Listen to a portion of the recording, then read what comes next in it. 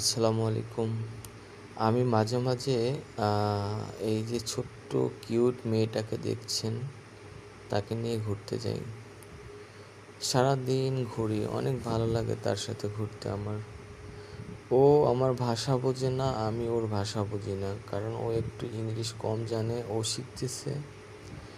তো আমি ওর সাথে যখন ঘুরি, তখন আমি ওর সাথে আ চেষ্টা করি ওকে বোঝানোর জন্য, আর ও চেষ্টা করে আমাকে বোঝানোর জন্য। কারণ ওরা সচরাচর অনেক আলাদা ভাষায় কথা বলে, বিভিন্ন ভাষায়, যেগুলো চাইনিজদের ভাষা আমাদের পক্ষে বোঝা খুবই কষ্টকর। ও তারপরও বারবার একটা কথাই আমাকে বলে যে, "আমি আপনার সাথে ঘুরতে যাব।"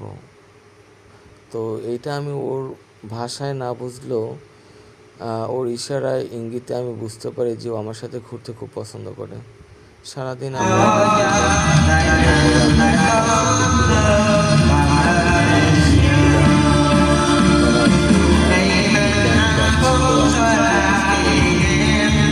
বাজছিল, আমি যদিও বুঝতে পারিনি।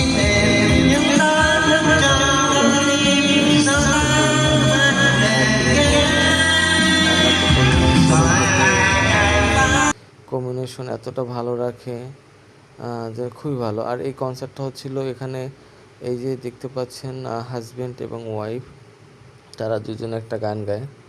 আর এই গানটাও মাশাআল্লাহ অনেক ভালো হয়, আমার কাছে ভালো লাগে। তারপরে আমি কিছু বুঝতে না পারলেও আমার কাছে কেমন জানি মনে হয় যে এদের ভিতরে এরা দুজনে ভালোবাসা প্রকাশ করতেছে গানের ভিতরে। এরপরে তাদের গানের পরে এখানে যে ওস্তাদ যে গান শিখায়, উনি গান গাইলো। আর ওনার গানটা আমরা শুনতেছিলাম। আর আপনারা শুনুন, আপনাদের কাছে অনেক ভালো লাগবে গানটা। আর এই লোকটা অনেক ভালো, সবাই ওনাকে ফুল দিচ্ছিল। আর এই পুরো ভিডিওটা আমি একটু একটু করে আপনাদের জন্য নিই, যাতে করে আপনারা দেখতে পারেন এবং বুঝতে পারেন যে আসলে তারপরে সর্বশেষে যখন আমার কাছে আসছে পারবে, তখন আমি তার সাথে